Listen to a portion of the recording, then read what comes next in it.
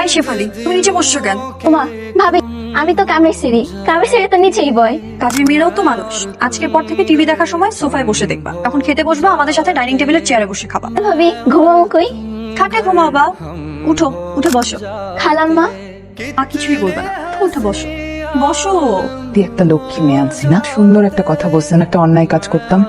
ও তো বাচ্চা মানুষ, ওরা তো মানুষ, মর্যাদা ঠাকুরটা ঠিক মতো কখনোই দিই নাই। এক মেয়েটা এসে আমাদের চোখটা খুলে দিচ্ছে। কোথায় যাচ্ছ বৌমা? ওর লাঞ্চ বক্স দিতে যাচ্ছে। তো চলে গেল। লাঞ্চ বক্স না নিয়ে চলে গেল। হ্যাঁ, দুপুরে কি খাবে? তুমি? আপনার লাঞ্চ বক্সটা রেখে আসছেন। রাফসান ভাই, ভাবি। হ্যাঁ ভাবি সালাম আলাইকুম। ওয়ালাইকুম সালাম। মাশাআল্লাহ অনেক সুন্দর। জি ভাইয়া, ভাবি একটু নিয়ে আসো। ঠান্ডা হওয়ার আগে খেয়ে। তোমাকে কে বলছে খাবার নিয়ে আসতে? তোমাকে কে বলছে? আমি বলছিলাম খাবার নিয়ে আসতে। তুই তো খাবার নিয়ে আসে। নিয়ে আসিনি তো, কি আমি ইচ্ছা করে নিয়ে আসিনি নাকি? তো তোকে বলছি আমি ওদের কোথায় খাবো? আমার যেখানে ইচ্ছা আমি সেখানে খাবো। আমি খাই নাই, এটা হাউসে বলো। তো বলছি খাবার আনতে। দুদিন হয়েছে আসলে তোমার খাবার না চলে আসতে হবে। যাও।